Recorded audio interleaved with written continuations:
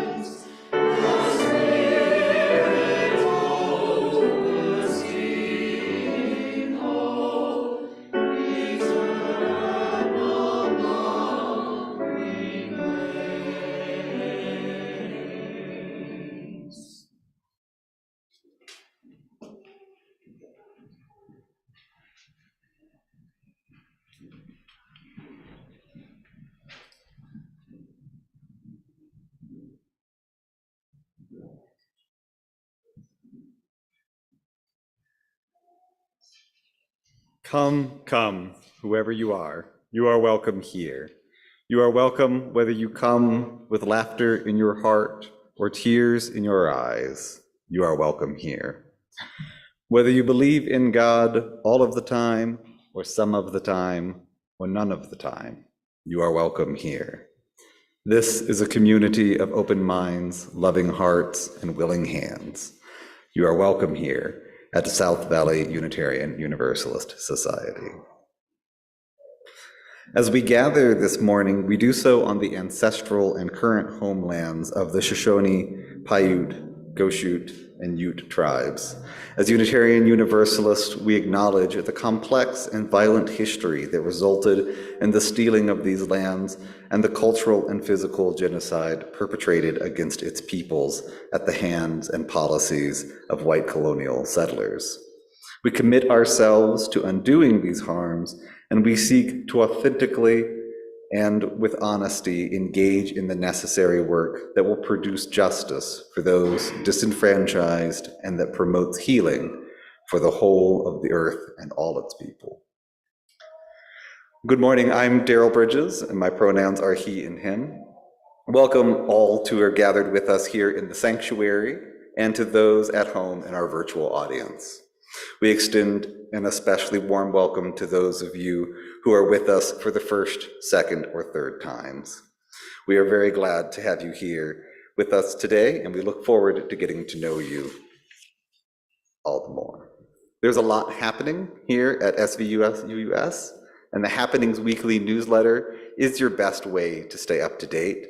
Be sure to subscribe if you haven't already via the link in the virtual order of service. The QR code is also at the welcome table as well as in the hardback songbooks. Starting Point series is a series for newcomers and anyone looking to reconnect with themselves and with others on the spiritual path. Is restarting later this month.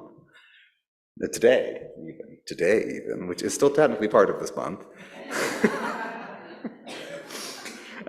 This is a 3-part series designed to ground you in our shared UU values, the practice of deep listening, and provide an overview for how to get more involved in our community. Please reach out to Brenda Voisard for more information if you are interested. Also, if you are ready to jump into other small group experiences, we will be launching a new Soul Matters group, there we go, starting this month on the 22nd. This group will be meeting on the 4th Sundays from 12:30 to 2:30 here at South Valley. And I will hand off our next announcement.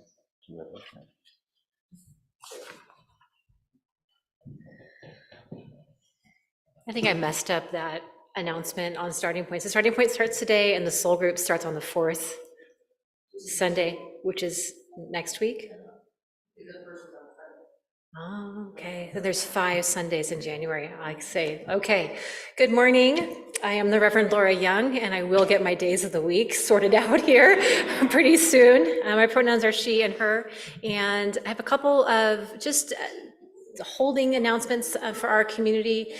During the next couple of weeks, we're going to be launching a mental health series. We're going to be talking about topics related to our mental health, specifically talking next week about suicide and the following week about addiction. And so I just want to create a safe space here in the sense that it's a courageous space, that this is a very difficult topic. We are used to doing difficult things as a community together. We talk about these things because we know that if we're able to talk about them, if we're able to communicate with one another when things are maybe not going well in our lives, that makes our community that much stronger. That said, anyone who feels that they would like some additional support while we explore these topics, please reach out to me or a member of our care team or to Rob, our Director of Religious Exploration, for more support on that.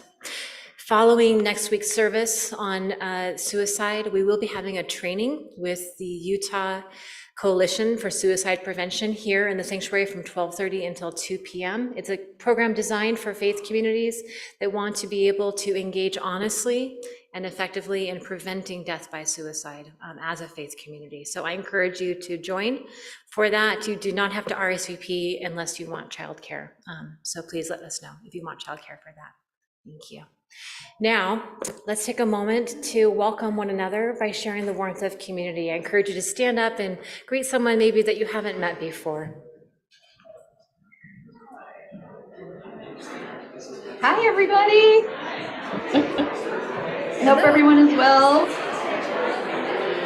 Hi, Bob and Paige. It's fun to see you guys online. Hello. Camera going here.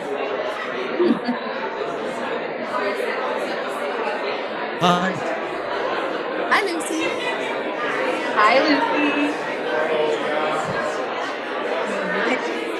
Hi.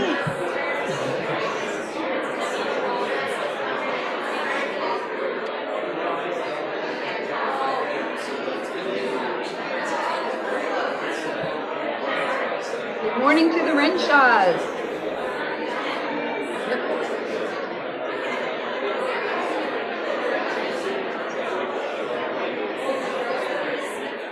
And good morning to you, Paige and Bob. Good morning.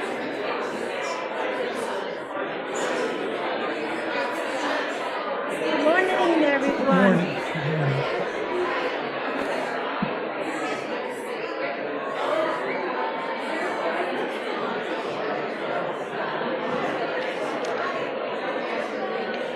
Ooh, there's a mini apple in there. Hi, Kaden. Wow.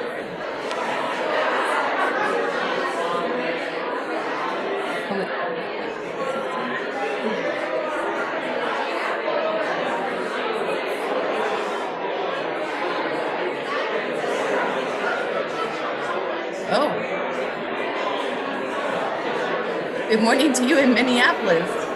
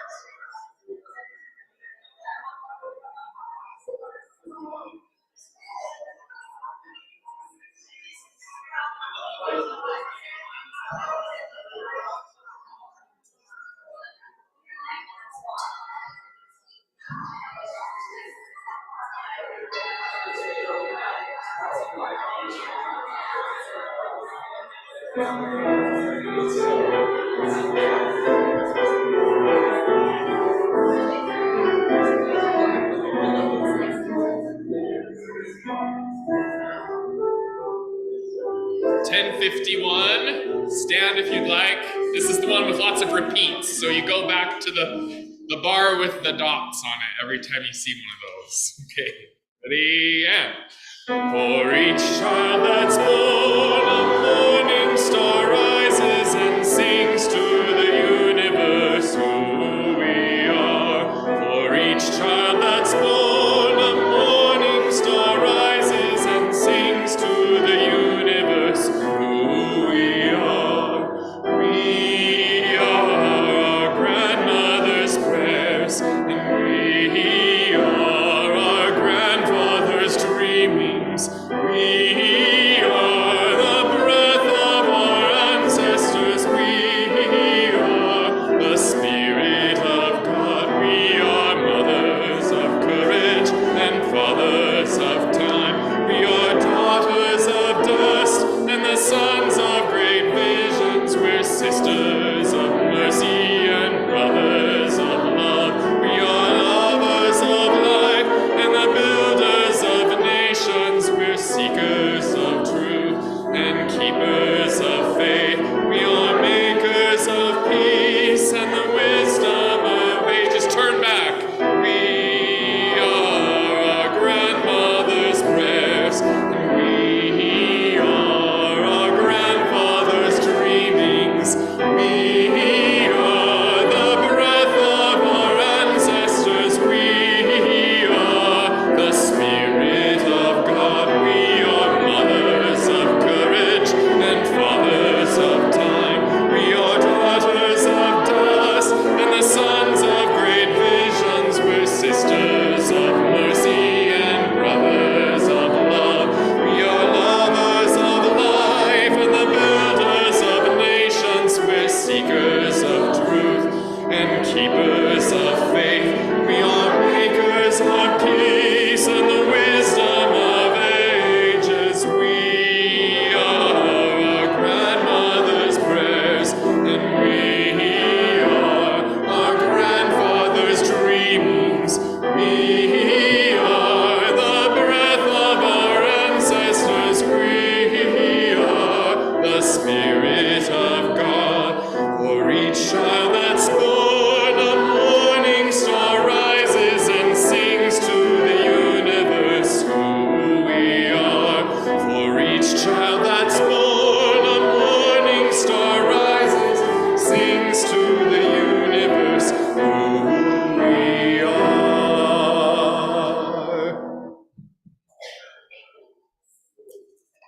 May be seated.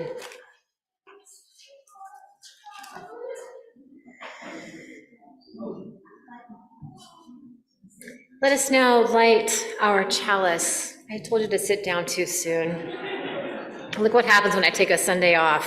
My goodness. I invite you to stand in body, mind, or spirit as we light our chalice, and you may use our actions. Dara, will you light the chalice for us this morning? And the chalice lighting. Oh, the candle is lit. Good. So if you are in our virtual audience, I invite you to participate in this ritual by putting in the chat box, the chalice is lit at the name of your street. And for those who are here in the congregation, please join me in saying our chalice lighting words as printed in your order of service. We light this chalice for the warmth of love, for the light of truth, and for the energy of action. You may be seated.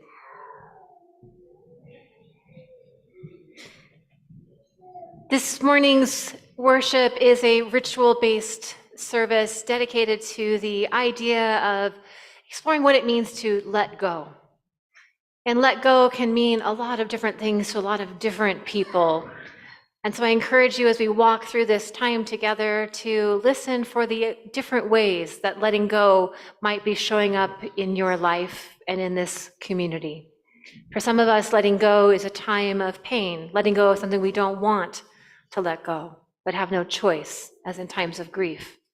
Other times it is letting go of resentment or fear, or letting go of someone that we care deeply about, however that is showing up for you today.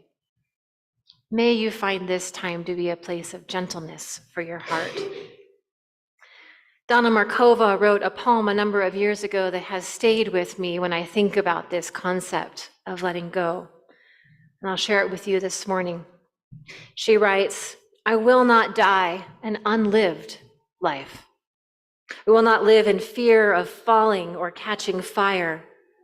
I choose to inhabit my days, to allow my living to open me, to make me less afraid and more accessible, to loosen my heart until it becomes a wing, a torch, a promise. I choose to risk my significance, to live so that that which came to me as seed goes to the next as blossom, and that which came to me as blossom goes on as fruit. And so may it be with us." So ends our reading. And now I invite those who are young and young at heart to join me down at the base of the chancel for a story for all ages. So come on down if you want to hear the story of Musa and Naguib.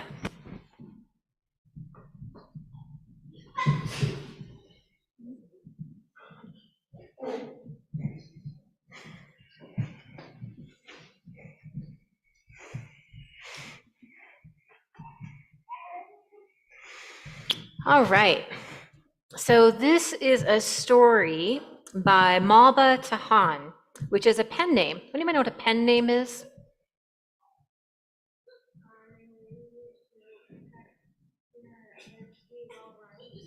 Yes, a name you use while writing to protect your identity from other people knowing about it. So this is written by Malba Tahan, a pen name for Julio Cesar de Mello y Souza, who lived from 1895 to 1975. He was a mathematician from Brazil who also wrote The Man Who Counted, and was first published in 1949 in Brazil. So once upon a time, there were two friends named Musa and Naguib, and they were going on a journey. They were going on a journey through the mountains of Persia on camelback. Anyone ever seen a camel? Pictures of camels? Do you think these camels had one hump or two humps? Two humps, okay. Anyone think they had just one hump? No. Just two, okay. Well, there are one hump camels also, but we'll say our camels today were two hump camels. So Musa and Naguib were each riding on the front hump of their two camels through the mountains of Persia. And they came to a place in the mountains where a stream flowed by a sandy bank, and there was trees that gave shade. And there they had a discussion. And I don't know if you know how it is sometimes with your friends. Sometimes discussions, and when you're a little tired, sometimes get a little grumpy with each other, right? So this discussion turned into an argument. And Naguib, he grew angry. And for the first time ever, he slapped his friend. Musa was pretty stunned, and he felt pretty angry. And he wanted to slap Naguib back. But then he thought, I cannot be too mad at my friend, because I could have done the same thing. We are alike, and because I care about him, I don't want to fight with him anymore. So instead of slapping his friend back, he walked over to the trees and picked up a stick. And with the stick, he wrote in the sand, "Today, my best friend slapped me." Then he and his friend stood in silence and watched as the desert wind blew away the words, and the writing disappeared. And by the time the writing had disappeared, Naguib said that he was sorry. And so then the friends got back on their camels, again on the front hump, and rode through their destination to a far distant city. And there they spent some time. And then it was time for them to come back home. And so on their trip back through the mountain passes, they again stopped at this same river. But this time the river was a little bit different because it was a different season. And since it was a different season, the two friends decided to take a swim in the river. But the rain had come and made the current much stronger. And so when they got in, they realized that the river was actually quite deep. And Musa, the friend who had been slapped, stepped into the water first, and right away he slipped on a rock and was dragged under by the current. And he began to struggle. He was afraid that he might actually even drown. And Naguib, he saw that and he jumped right in. And he pulled his friend to safety. And the two friends sat on the edge of the river for some time until Musa had regained his breath and felt calm again. And then Musa stood up and he went to his saddlebags, and there he took out a carving knife, which is a very small but sharp knife. And this time he went to a rock near the river. And into the rock he carved these words, "Today my best friend saved me." And again, these two friends sat in silence. And finally, Naguib spoke, "My friend, after I hurt you, you wrote the words in sand. And now after I saved you, you carved the words in stone. Why?" And Musa replied, "When someone hurts us, we should write it in sand, where the winds of forgiveness can erase it away. This way our hearts are free from bitterness, and we can renew our friendships. But when someone does something that is kind for us, we should engrave it in stone and in our hearts so that we will never forget." "Thank you, my friend," said Naguib. "I am grateful for our friendship, and I will not ever hurt you again." And then the two friends embraced and they continued on their journey. This time, they shared the same camel, front and back, and let the other camel rest until they got back to their home. And so ends our story.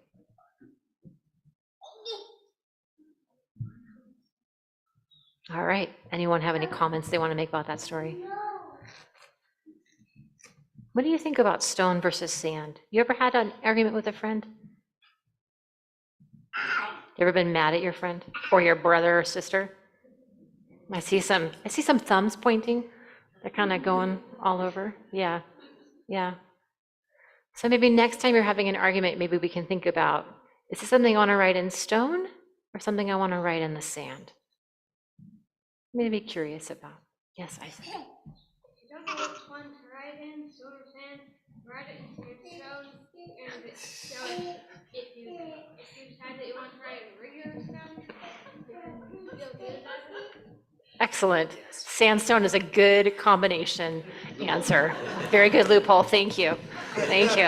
All right. So let's sing our children out to the religious exploration classes with Rob.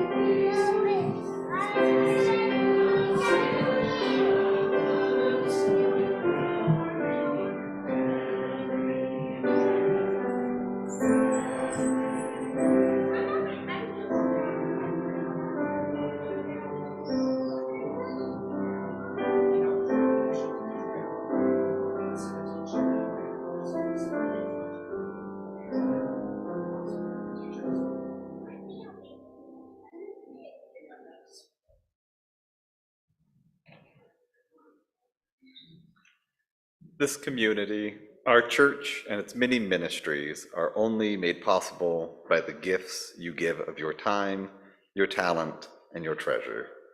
Many of you pledge monthly to support our work, and for this we are grateful. Your gifts help to ensure that we are able to live our values of love and justice in the world outside. Part of our ministry at South Valley includes sharing our Sunday worship offering with a charitable organization that aligns with our principles and values. This month, our split offering recipient is The Other Side. The Other Side Academy describes themselves as an organization where criminals, homeless, and substance abusers can change their lives free of charge. They offer a comprehensive 2-year residential program accompanied with a 6-month transitional living plan that includes vocational training, education, peer counseling, mentoring and leadership training, and transitional services to help people recover and build lives of meaning and worth. Please join me in the reading of our offertory words. They're printed in your order of service. We are this church. We are its hands, its heart, its voice. Together, we share the wealth of this community and sustain it with our gifts. We'll now accept the offering. For those at home, you are invited to use the giving link in the online order of service. I invite the ushers to come forward at this time.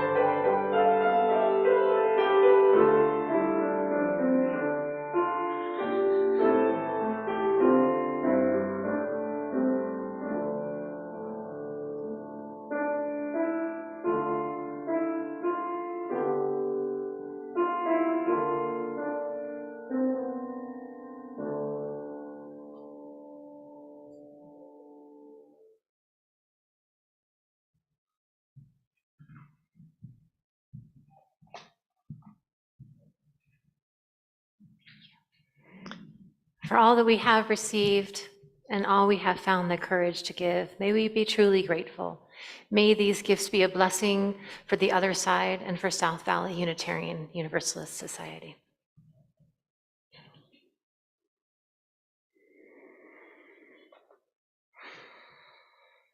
Let us now open our space for ritual. It is said in some Christian communities that everyone has a favorite Bible verse, that there is one verse given for you and it is inscribed on your heart. Growing up in a Presbyterian community, because my father only looked through to the P's instead of to the U's in the Unitarian Universalist phone book, that verse for me became Psalm 46:10, which goes like this: cease your striving, be still, and know God. I don't recall when I first learned this verse, or even how. I do not recall if it was something that I learned in a Sunday school or I read on my own. I don't even know what age I was when I first came across it. Perhaps that doesn't really matter, because for whatever reason, it seems to have chosen me. I almost forgot about that verse during my secular 20s and early 30s. Back then, the Bible and all things around organized religion were anathema to me. I spent a lot of time practicing yoga, and my favorite moments were always at the end when my body was tired and I had stopped trying and gotten still within. It seems I was still yoked to that verse subconsciously. And a few years ago, I returned to this verse consciously as a means of grounding myself in the midst of my responsibilities. And at first it felt odd because still back then, the Bible is, and still is, complex. And even with my seminary education, I sometimes struggle with the complexity of this complicated, centuries, millennia old book and the ways in which it has been used in our modern context. So it was then a leap of faith for me to embrace that verse, and even today. And I ask you this morning to take a similar leap with me, even if just for a few moments, and delve into what this verse might offer to you as a means of opening up your heart. And I'll share something that's not in my script, just to emphasize how much this verse has come to mean to me in the aftermath of a very difficult time of my life in 2016 and 2017. I actually had the verse tattooed on my back. And it's right here at the top of my spine to remind myself of where I am grounded and rooted and always reminded that this is my verse. I'm not recommending that you go and get a tattoo, because that's your own personal choice, but just, it's interesting to me the way that sometimes these themes that move throughout our lives surface again and again and again. And every time we return to those questions, we find newer and deeper meaning within the midst of that.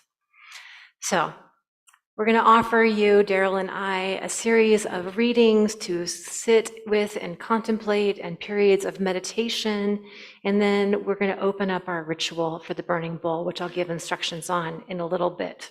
So I invite you just to settle your feet on the ground, however you feel most comfortable, and just roll your shoulders. And if you hate ritual and it's not your thing, that's okay. Just remember that not every service is for you. And that someone else here really needs this today. And maybe just have a little bit of fun. And if you're still struggling with the idea that there's a verse in the Bible, how about this as an interpretation? Instead of cease your striving, be still and know God, try this: sit down, do nothing, find wonder. Sit down, do nothing, find wonder.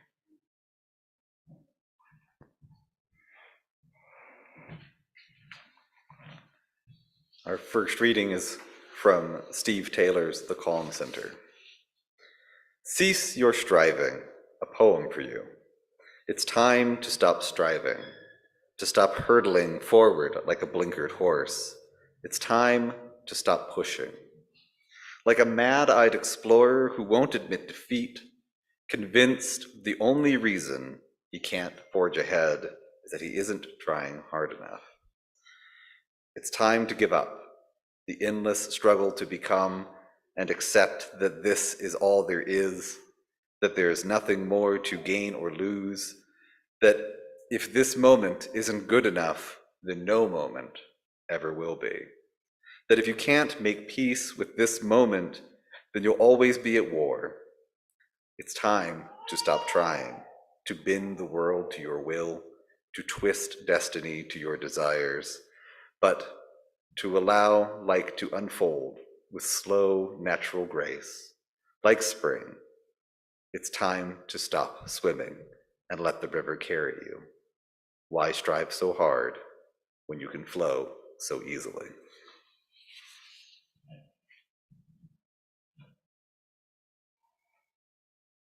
And from that place of quietness, let us sit in stillness together. As a community, we've been practicing meditation. Today, we will sit for 4 minutes, our whole goal. When you begin in meditation, you may choose to close your eyes, or you may feel more comfortable leaving them open. It does not matter. You may find when you begin meditation that your mind is everywhere but in this moment. Remember that the moment of realizing your mind has wandered is the moment that meditation is working. And if your body wants to move around, that's okay. Stillness does not come all at once.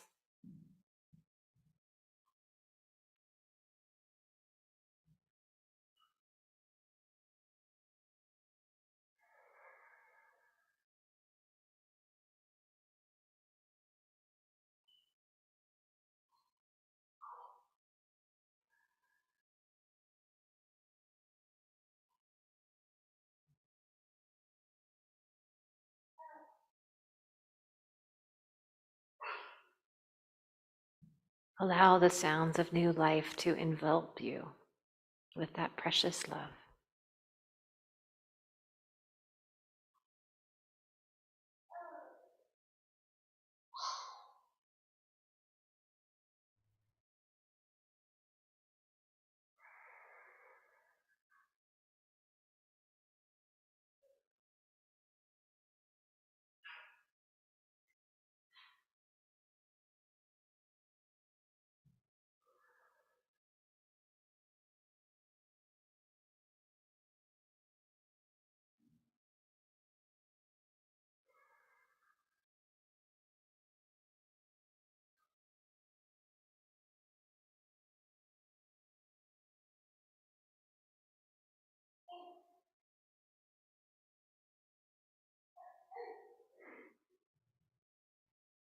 And when the mind wanders, just gently bring it back.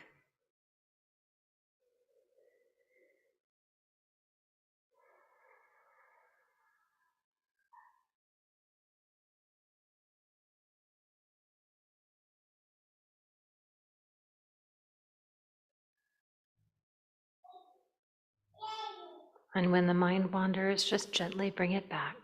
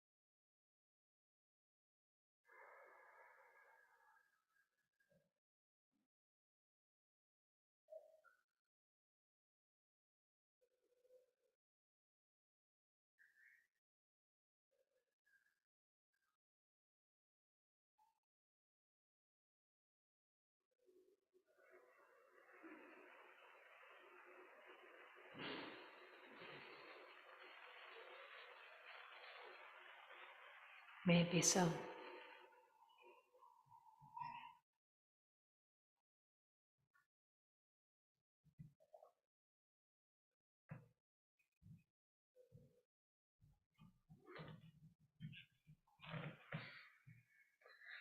From Jeanne Lohman's The Light of Invisible Bodies. Praise what comes, surprising as unplanned kisses, all you have deserved of days and solitude. Your body's immoderate good health that lets you work in many kinds of weather.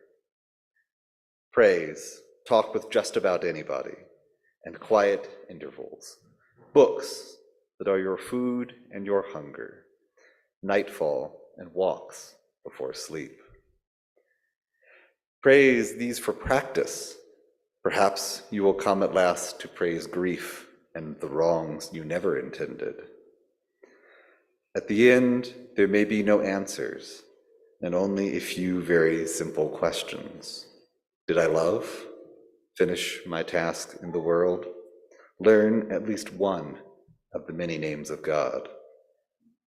At the intersections, the boundaries where one life began and another ended, the jumping off places between fear and possibility, at the ragged edges of pain, did I catch the smallest glimpse of the holy?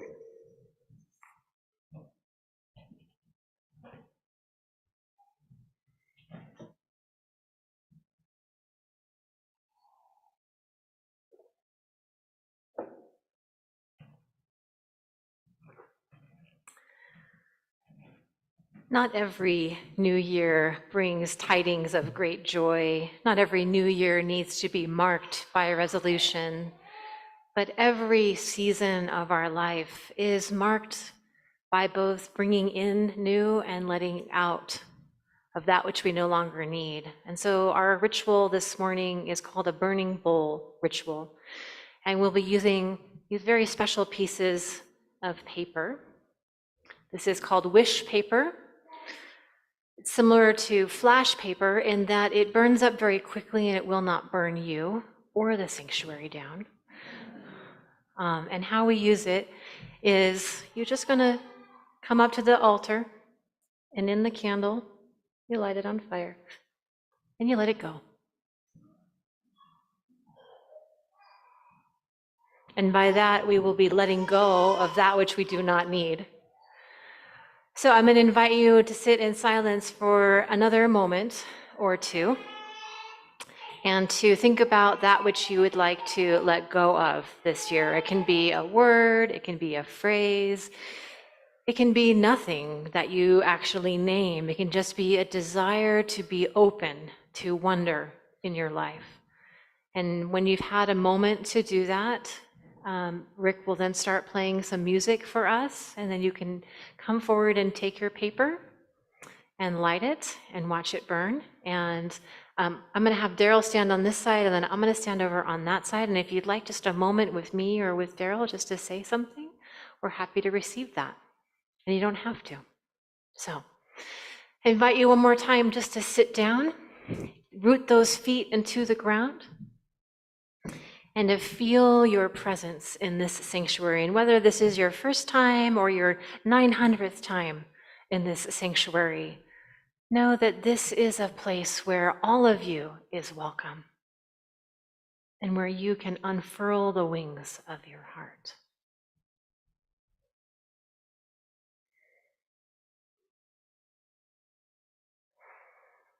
What do you wish to let go of? What do you wish to make space for? What does your heart need to unfurl?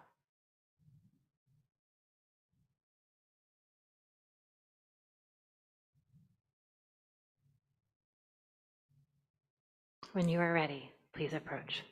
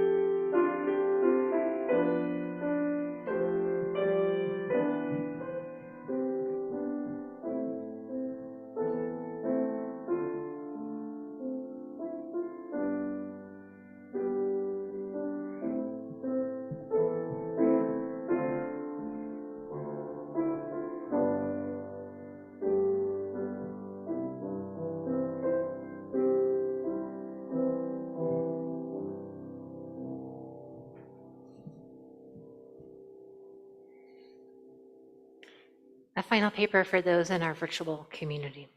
We see you and we hold you.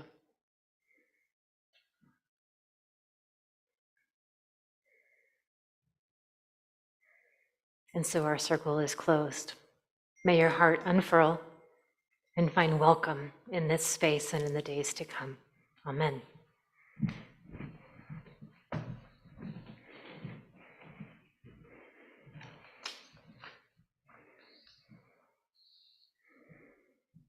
Let us sing.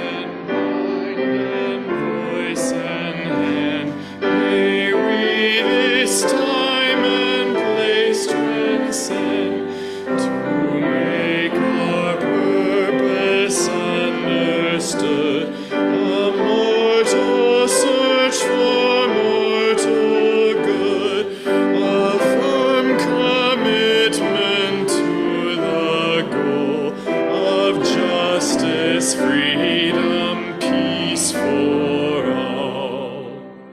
A mind that's free to seek the truth. A mind that's free in age and youth to choose a path no threat impedes. Wherever light of conscience leads, our martyrs died so we could be a church where every mind is free. A heart that's kind, a heart whose search makes love the spirit of our church, where we can grow and each one's gift is sanctified and spirits lift, where every door is open wide for all who choose to step inside. Please remain standing as we extinguish our chalice. The words are in your order of service. You're invited to say them with me. We extinguish this chalice, but not the warmth of love, the light of truth, or the energy of action, and we hold each other in our hearts until we meet again. And I just want, while we're still standing, I just want to bring your attention. There are some stones in front of our chalice this morning, and these were from the collection of Joe Gates, whose memorial was yesterday. He was our last living founding member, and he was a geologist who loved this valley. And his family was giving away all of their rocks, which there are many, many more. And if you want some, you can talk to Maureen about them. But these rocks will be part of our Joys and Sorrows Bowl going forward to represent and to hold the founding spirit of this church forevermore in this space. So you may be seated. For the benediction, I have a final poem for us. And remain seated for this benediction, and then just open your heart and receive. The Fire at the Center, written by Reverend Joan Johnson Lewis. There is a fire at the center of each of us, a fire that, if nourished, brings light and warmth into our lives. Each and every other person also has a fire at their center. Our actions in this world can nourish the fire of others, or depending on our choices, our actions can dampen or even extinguish those fires. As we dampen or extinguish the fire of others, we dampen and extinguish our own. And as we encourage and nourish the fire of others, we encourage and nourish our fire. By encouraging and nourishing the fire at the center of each other, we bring even greater light and warmth to this world and to ourselves. So this week, as you go forth, may you nourish and encourage the fire at the center of others, and may you be nourished and encouraged in your center. Please remain seated for the postlude by our choir. We are not our own. And if you'd like to just follow along looking at the words of this hymn that we're singing, it's 317.